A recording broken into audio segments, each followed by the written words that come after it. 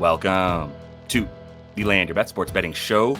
Looking at the NBA on Friday here. Got 7 games to choose from and a lot of weirdness with the injury reports and the new faces in new places thing as we see some guys move to their new teams starting today. Not sure if everybody's going to be playing or not. So we've got some looks already down that we can get onto the card and some that we're going to be looking at later today, including on the live show, 5:30 p.m. Eastern. Finally back after a little hiatus this week. Had some other stuff to handle this week, but we are back 5:30 p.m. Eastern. Bring your bets and jump in the comments. Let's go over all that stuff together and I help you find the best value on all these plays as we move forward into Friday. So if that all sounds good, give this video a like. Let's get right into it. As we jump into Friday's slate here, remember, we are using propsmadness.com, the best tool around to go ahead and find the best bets available to you.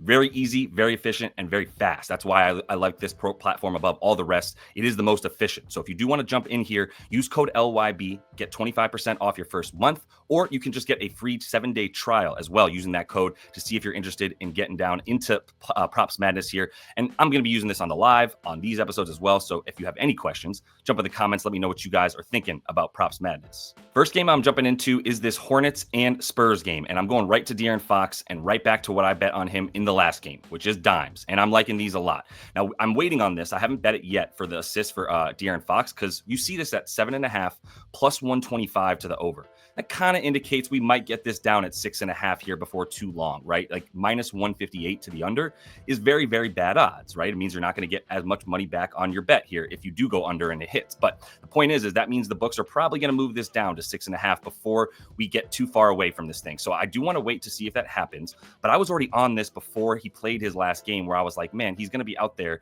with Wemby on a new team. Lots of times, guys, when they're trying to fit in with their new team, they'll be a little bit more playmaker, right? They'll be a little bit less, let me find my shot, let me do me, more let me sort of meld into this team and start to play with them a little bit better. So there's nothing I can really show you here that's going to tell you why or why not to bet on De'Aaron Fox outside of I love the surrounding cast with him. And again, I'm just playing a little bit of the speculation game here with a guy who's coming into a new franchise, probably wants to be seen as a guy who's going to be, fit in really well and not a guy who's going to disrupt things. I don't think Chris Paul is going to keep playing 30 minutes like he did last game, although we'll see. I think especially in games like this against Charlotte, it's better to give De'Aaron Fox more minutes and give Chris Paul fewer minutes to help him get integrated as D Fox continues to do so with the Spurs here.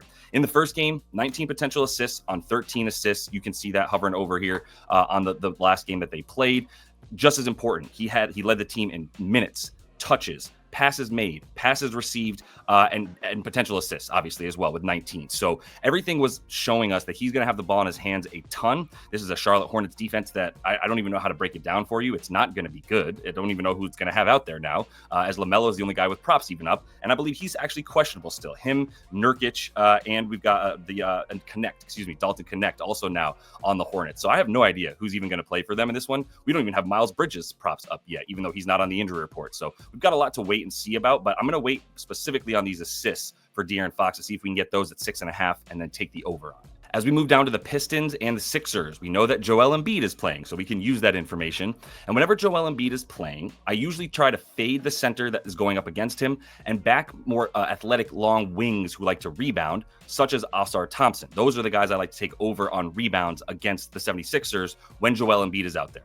The reason being, you see a lot of centers struggle against this team whenever they're playing. Jalen Duren is a great example of that. Whenever he's gone up against Joel Embiid, if we look at them head-to-head this year, this didn't have any Joel Embiid in it. Last year did have Joel Embiid in these games, except for this one. So the one game that Joel was in, he played 23 minutes. He had 4 points, and he had 4 rebounds in that time frame, right? Actually gets a few assists, too. He got 3 in that game. That's something I'd prefer to bet on for Jalen Duren than him to score or get rebounds against this team. But I'm not fading him necessarily as much as I actually like to bet on Ausar Thompson. This is the exact type of player, athletic, bouncy guy who likes to play at the rim and above it and can get rebounds against other guys that aren't Joel Embiid, because Joel and Jalen Duren will be busy battling each other. Plus, on defense, or on offense rather, Joel is going to be at the top of the key, pulling Jalen Duren from the basket. That's where he's been playing all season, is a lot more facing the basket as opposed to his back to the basket. Once that happens, now other guys come in to get the rebounds, right? And that's where I like a guy like Ausar Thompson on the 5 boards. So that's the bet for me for him, is over 5.5 rebounds, minus 110. Haven't gotten this up yet because we're still waiting on some news for guys like Cade Cunningham as well, who is questionable. And he is too important to bet on this game without knowing if he's playing or not. So I got to see if he's playing before I bet on anything, especially because Ausar Thompson could go down on the rebounds if Cade Cunningham gets ruled in. We might even see this get a better number, maybe even money on 5.5 or even 4.5 rebounds for worse odds, but still be worth taking it at 4.5 because I really think he's good for 6 or so rebounds in this game. Just want to see if we can get the odds a little bit more in our favor. But if you look at Philly on the season, 9th most rebounds allowed to the power forward, 8th most rebounds allowed to the small forward. And that's exactly what Oscar Thompson does, is fits the role of either of those positions. You can interchange him with power forward, small forward. I don't really care. The point is forwards get rebounds against the 76ers. Another bet I don't yet have on the card, but I'm waiting to see how a few of these injury news pieces shake out, is in this Toronto OKC game. And I'm looking at Scotty Barnes, and I'm looking at 7.5 boards. And one of the main reasons is, if you look at who's out in this game, RJ's out and Jakob Poeltl is out. And then all 3 of these dudes are gone. Bruce Brown, Kelly Olynyk, Davion Mitchell, no longer with the Raptors after they all got moved. So we're really talking about Scotty playing with a just totally diminished team here, and front court especially. The only 3 guys with props even up right now for the Raptors are Scotty, Grady Dick, and Emmanuel Quickley. The only bet I'd really like to make on that is potentially Scotty rebounds. If you look at him without Jakob Poeltl this season, he's averaging about 9.5 rebounds per 36 minutes. If you just look at him in the games he's played without Jakob Poeltl, a couple bad ones in here, but massive blowouts, which we could see once again, which is what's holding me back from just betting this just yet. I want to see how the market plays this and what happens after we get a few more injury news about the Raptors. Are we going to see who are we going to see? Chris Boucher? Who are we even going to see starting? Is Jacoby Walter going to be out there with them? I don't know yet. So I need to see a little bit more about who's playing and what the expectations are for the Raptors and who's going to be on the floor for them before I just go ahead and bet this. But knowing that Scotty's going to be playing without Jakob Poeltl, this is what I'm monitoring as we get more news throughout the day to see if we can get a good bet on Scotty rebounds, as we know that the Thunder are 25th in allowing rebounds, not a good rebounding team. However, they are getting Chet Holmgren back today. That's the other thing. I believe Chet is going to be playing in this one. No news on his minutes limit or how he's going to be used just yet. So once again, a little bit of patience is going to help us right now, as there's so much news in flux with the trades and injuries like Chet Holmgren, who could be coming back for the first time in months. We got to see what happens first, but this is going to be a look that I'm monitoring all day. One more reminder, go ahead and give this video a like if you're getting anything out of what we're doing here. And don't forget to jump back in at 5:30 p.m. Eastern for that live show. Finally back to help us find these plays before we do get into those slates here, starting about 7 p.m. Eastern tonight. But 5:30 p.m. Eastern for the live show. And we'll be looking at this game because you know I love me some Utah Jazz. This is my squad at this point. Isaiah Collier, more Walker Kessler, Isaiah Collier, John Collins. Those are my boys, right? And I'm holding out a little bit still, once again, because on the Phoenix side here, Kevin Durant is questionable. Bradley Beal is questionable. Too important to know what's happening with them before I want to put a bet down.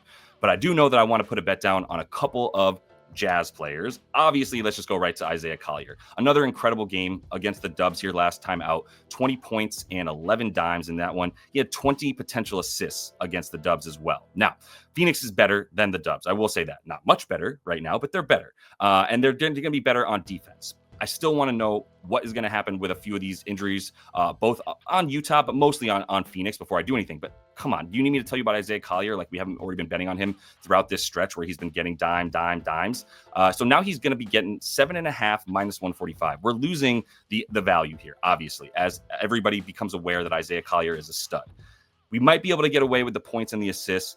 We might be able to get away with just the assists. I need to wait and see just a little bit who's going to be out there. But this is going to definitely be something I'm eyeing. I'm not worried about like Phoenix's ability to limit assists. They're 14 limiting assists. They give up a lot more points to the point guard position because they give up a lot of pull-up shots. And that's obviously what the point guard is doing. They've got the ball in their hands, so they're shooting from the pull-up. And that's where Phoenix is the weakest. So Isaiah Collier adding the points to the assist does seem like the play here, because he's going to be driving into the lane, going up against Nick Richards when he gets there. Not worried about that at all. Nick Richards is terrible. And then the assists, once he gets in there, he'll have the opportunity to dime up. But I mean, you just look at these games, man, where he's playing like, first of all, we also have no Colin Sexton in. I should probably mention that off the top. Buried the lead there. Without Sexton, there's been 3 games where he's gotten 10, 11, and 11 assists with 17, 13, and 20 potential assists. So the opportunities are there for him, for sure. And he's been playing against worse teams when he's been without Colin Sexton. I'll give you that. Still, not worried about that very much at all. I think he's going to be a good bet for the dimes in this one because he's going to have the ball in his hands so much. Also, Jordan Clarkson is out in this game.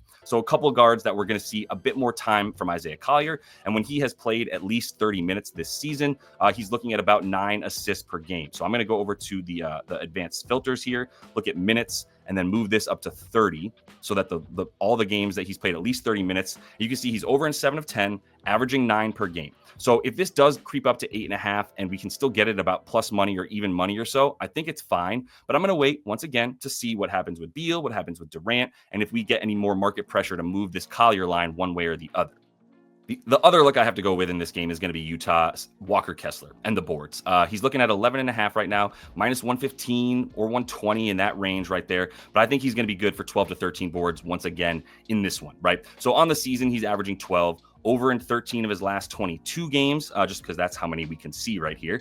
But more importantly, against Nick Richards. Like, I don't trust Nick Richards, man, at all. I don't think this dude is going to be capable of getting boards against Walker Kessler. I think he's going to dominate the offensive boards. And I think he's going to have his way on the defensive boards as well, getting most of those things. Nick Richards not really doing much other than screen and roll and then move back down to the dunker spot when he's on offense. Just stay out of the way. So Walker Kessler should be spending a lot of time on the baseline or right around the paint area as he comes up to hedge on the screens, but he's playing a lot of that drop defense so that he can get back into position to get the rebounds. That's also why I like him in this one, is that despite the fact that there's going to be a good amount of jump shots from guys like, Devin Booker and whomever else we even see playing for Phoenix in this game, if there's no KD and Brad Beal, there's going to be more close shots to the bucket, right? And that's going to mean more opportunities for the center to get rebounds. Another reason why I want to wait to see if Beal and or KD are going to play in this one before I make an official bet on Walker Kessler. But again, we'll be looking at this once more on the live show at 5:30 p.m. Eastern today. All right, hope to see you on the live show, 5:30 p.m. Eastern. We will be in there. We're going to be looking at this stuff for the VIP as well. So if you are in there, might be getting some bets out before we get on the live, depending on the news that we get out there today. But either way, best of luck to y'all today. Going to be seeing you moving forward every day now. No more breaks with the live show or with the regular episodes here. So until I see y'all next, happy betting.